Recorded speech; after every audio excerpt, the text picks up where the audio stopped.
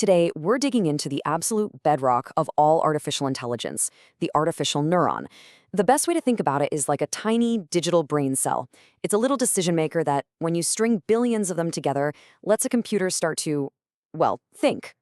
But that's a huge question, right?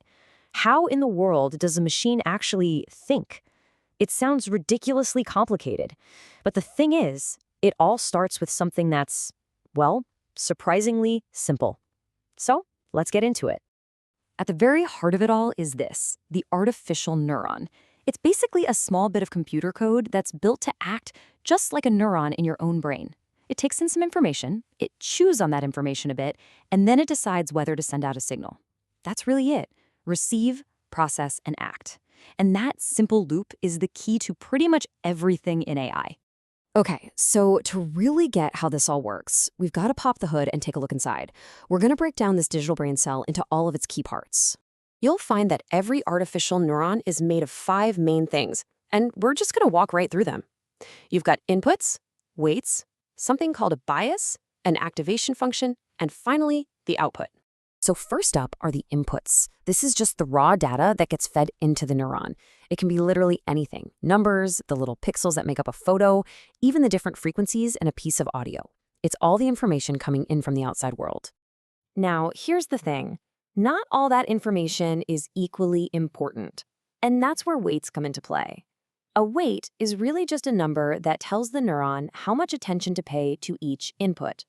So an input with a big weight is going to have a much bigger say in the final decision than one with a tiny weight. Next up, we have the bias. And I really like this analogy. Think of it like a teacher giving a student a few bonus points on a test. It's just a fixed number that gets added into the equation. It might seem like a small tweak, but this little number is actually one of the most important parts of the whole setup. And we'll come back to why that is a little later. And now we get to the star of the show, the activation function. This part is the actual decision maker. So after it adds up all the inputs and their weights and adds the bias, this function looks at that final number and makes a call. Do I fire off a signal or do I stay quiet? It's basically the on-off switch. And, that decision leads us straight to our final piece of the puzzle, the output. This is just the final signal the neuron sends out. It might be a simple yes or no, or it could be a number, like a probability, that then gets passed along to become an input for the next neuron in the chain. So we know all the parts now, but how do they all fit together? Well, it turns out it all boils down to a pretty simple 4-step mathematical formula that takes all those pieces and turns them into a final decision.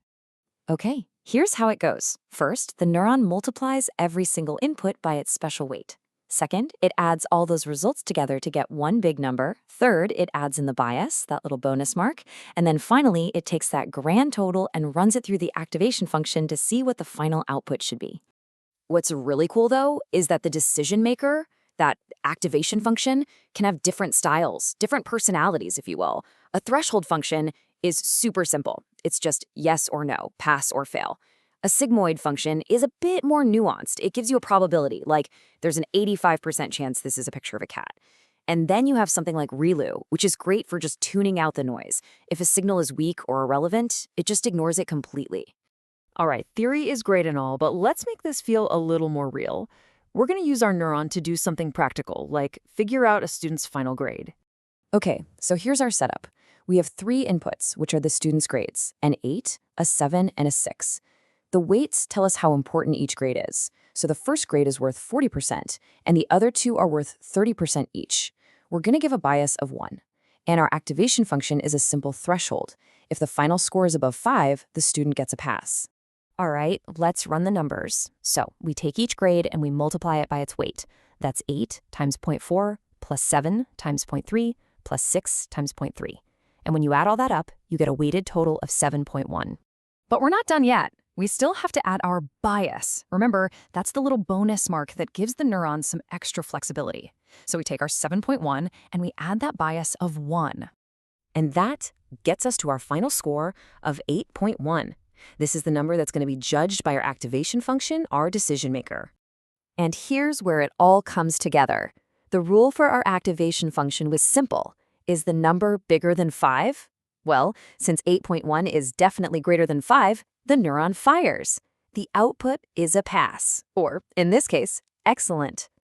So we've seen all the parts work together, but there's a kind of secret sauce in here. One component that gives the neuron a hidden power you might not have even noticed. Let's zoom in on that for a second.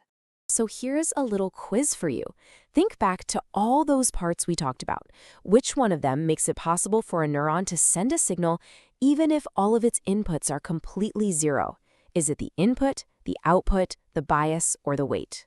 And the answer is the bias. See, here's that aha moment I was talking about. Without a bias, if all the inputs were zero, the neuron would just be dead in the water. It couldn't do anything. But the bias acts like a built-in default, a sort of readiness to fire. It lets the neuron be active even without any strong signals coming in. It's what makes the whole system so dynamic. And that really brings us to the final thought here. We've just walked through how one tiny, simple neuron can make a basic decision. So if one can do that, what happens when you link millions or even billions of them together in a giant network? What kind of amazing, complex problem solving becomes possible then? Well, that is the magic of AI.